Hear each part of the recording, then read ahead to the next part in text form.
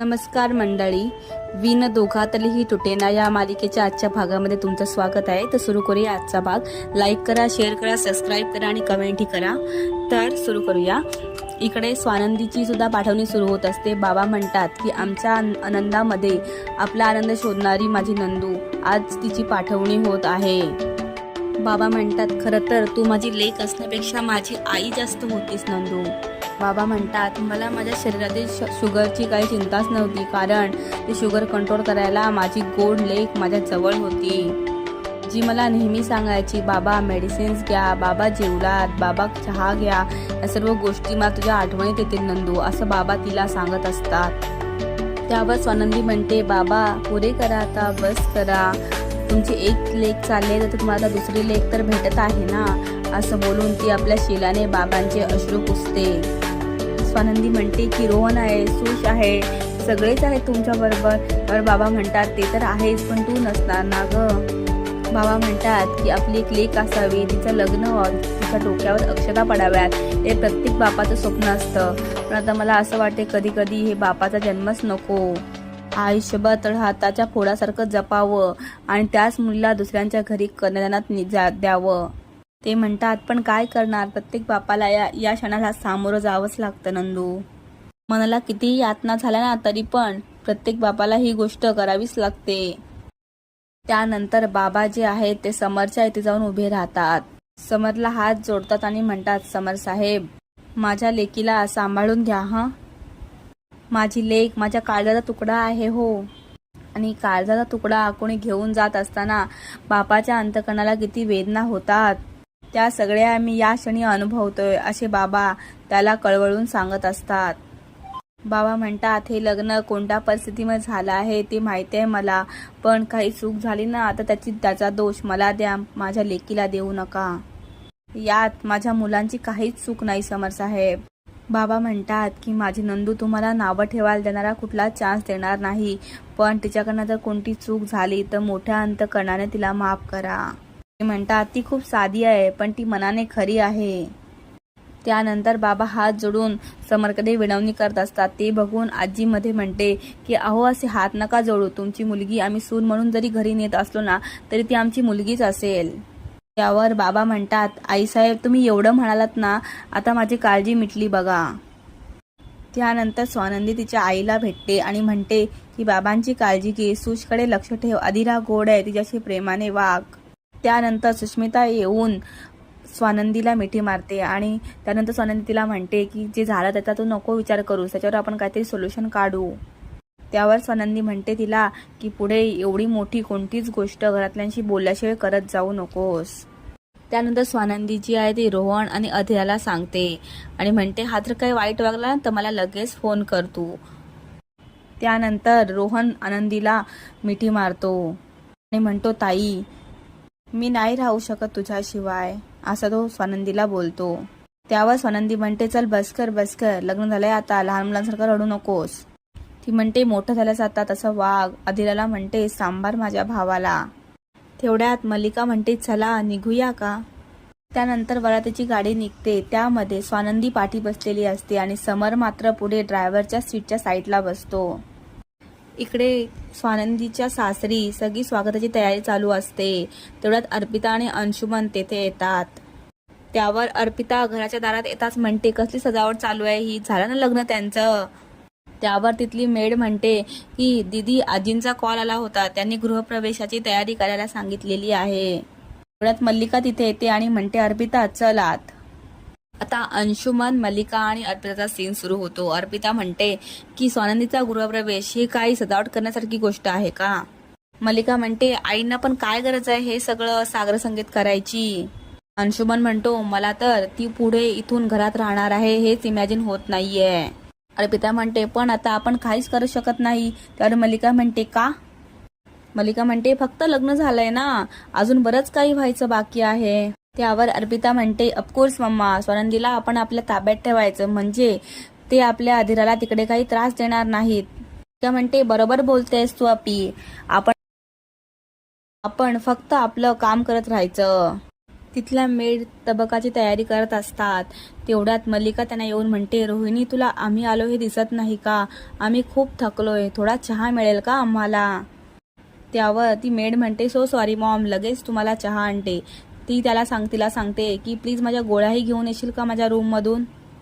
आणि ती अंशुमनला सांगते की ते मापटं उचल. आणि ती त्याला मापटं लपवायला सांगते. तेवढ्यात नवरा नवरीची गाडी तिथे घराच्या समोर येते. मेड सावलीच्या हातात पुष्पगुच्छ देते आणि तिचं स्वागत करते. तेवढ्यात जो मेड असतो तो तिचे सामान घेऊन येत असतो. तेवढ्यात स्वनंदी म्हणते की दादा ते राहू द्या सामान, मी माझं सामान घेते. त्यावर समतला थांबून म्हणतो, अहो काय करताय तुम्ही, ते करू दे त्यांना जे करतायत ते. ती म्हणते माझं सामान आहे ते म्हणतात नाही ते घेऊन जातील बरोबर. स्वानंदी म्हणते मी माझं काम स्वतः करते. त्यावर समर म्हणतो की ते त्यांचं काम करतायत, त्यांच्या कामात ढवळाढवळ करू नका, त्यांचं काम त्यांना करू द्या. अशी दोघांची तू मैमे घरातूनच्या समोरच होते. ते बघून आजी लगेच त्याला आवाज देते, पिंट्या इकडे ये जरा. लगेच त्याला समर म्हणतो, सॉरी चल मी तुला घेऊन जातो. त्यानंतर आजी म्हणते, अरे मला काय घेऊन जातोस, तू हिच्यासोबत जा. आजी म्हणते जोडीने गृहप्रवेश करायचा असतो. त्यावर पिंट्या म्हणतो की त्या काय आज आपल्या घरी पहिल्यांदा येत आहेत का, त्यांना कशा सोबत घेऊन जायला पाहिजे, येतील की त्या. त्यावर आजी म्हणते, पिंट्या नवी नवरी आहे ती, दोघांनी एकत्र आज जायचं असतं. आजी त्याला म्हणते डोक्यात फेटा घाल. तो घालत नसतो पण ती त्याला घालायला भाग पाडते. इकडे अधिराच्या गृहप्रवेशाची तयारी होते. परत बाबा घराच्या समोर येतात. आई म्हणते त्यांना की थकला असाल ना, तुमच्या चहाची मी तयारी करते. पण ते त्यांना काहीच रिप्लाय करत नाही आणि तिथून निघून जातात. आई तिला म्हणते, वेलकम हा अधिरा, ये. मंदा त्या दोघांनाही ओवाळणी करते आणि दोघांचीही दृष्ट काढते. मंदाकिनी तिला म्हणते, माप ओलांडायच्या आधी तुझ्यासोबत थोडं बोलायचंय, जरा येतेस? त्यावर लगेच अधिरा जाते. मंदा म्हणते, बघितलीस ना रोहनचे बाबा कसे वागले माझ्याबरोबर, बोलतच नाहीत माझ्यासोबत. ती म्हणते गोव्यात जे काही घडलं त्यामुळे ते चिडलेत. म्हणते असेच चिडून राहणार, ते बोलणारच नाही आता माझ्याबरोबर. मंदा म्हणते की त्यांना समजाव ना, की बोला ना आईशी, अशी ती अधिराला विनवणी करत असते. मंदा म्हणते घरात नवीन आली आहे, घरातले कोणी एकमेकांशी बोलत नाही, हे असं वातावरण कसं वाटेल, जरा सांग तू बाबांना समजावून, अशी मंदा अधिराला सांगत असते. मंदा म्हणते तू समजवलंस ना तर ते ऐकतील, तुझंच ऐकतील ते. त्यावर अधिरा म्हणते मे बी आपण त्यांना थोडा टाइम दिला ना तर ते बरोबर होतील. त्यावर मंदा म्हणते त्याने काय होणार आहे. वर मंदा म्हणते गोव्यामध्ये जे काही घडलं ती चूक झाली माझी, मी मान्य केलं ना. मंदा म्हणते त्यांनी असं अडून नाही धरायचं ना, आयुष्यभर अशीच अडून राहणार का, बोलणार नाही का माझ्याशी. इकडे अंशुमन मल्लिकाला विचारतो, ते माप का तू लपवायला सांगितलंस. तेव्हा मल्लिका म्हणते की अरे नवीन नवरी येणार आहे, ती माप ओलांडूनच आत येणार ना.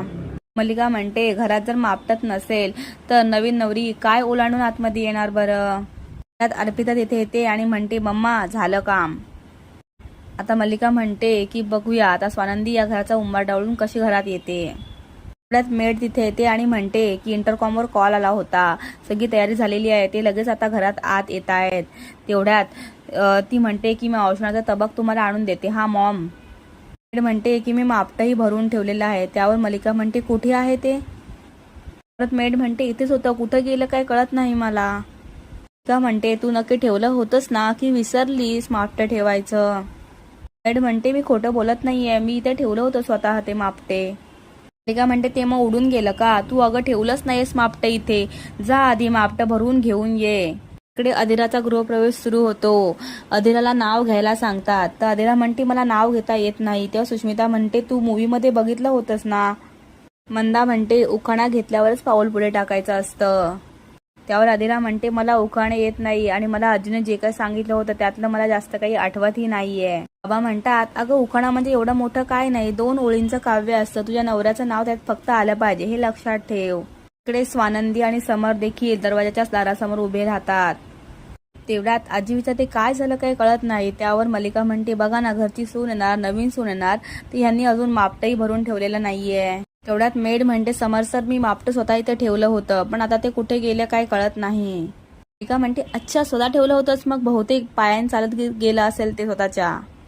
उडत गेलं की कुठे गेलं सांग चल, अशी ती खडसावून तेच मेडला विचारते. मल्लिका म्हणते आई तुम्ही सांगा, मापटत नसेल तर नवीन सुनेला घरात कसं बरं घ्यायचं. त्यावर अर्पिता म्हणते ग्रेट, अजून एक अपशकुन. म्हणते हे लग्न ठरल्यापासून नुसते अपशकुनच होत आहेत. आता तर काय म्हणे मापटं गायब झालं, अशी अर्पिता तिला बोलत असते. अर्पिता म्हणते युनिव्हर्स पण आपल्याला साईन देतो. आजी म्हणते आता शांत व्हा गं तुम्ही जरा. त्यानंतर आजी म्हणते मेडला रोहिणी तू एक साधा तांब्या घे, त्यात तांदूळ भर आणि त्यावर कुंकवानी स्वस्तिक काढ आणि ते आणून ठेव. मल्लिका आजीला थांबवत म्हणते की आजी तुम्ही आता असं काही करू नका ज्याने अजून काही अपशकुन होईल. प्लीज नको आई, असं बोलून मल्लिका आजीला थांबवायचा प्रयत्न करते. ती म्हणते मला ना आता खूप भीती वाटायला लागलेली आहे. त्यावर समर म्हणतो काकू बस झालं आता हे सगळं. समर म्हणतो एवढंच जर असेल ना तर हा गृहप्रवेशच नको, बास करा आता हे सगळं. असा हा आजचा भाग होता. कसा वाटला ते सांगा. लाईक करा, शेअर करा, सबस्क्राईब करा आणि कमेंट करा. थँक्यू.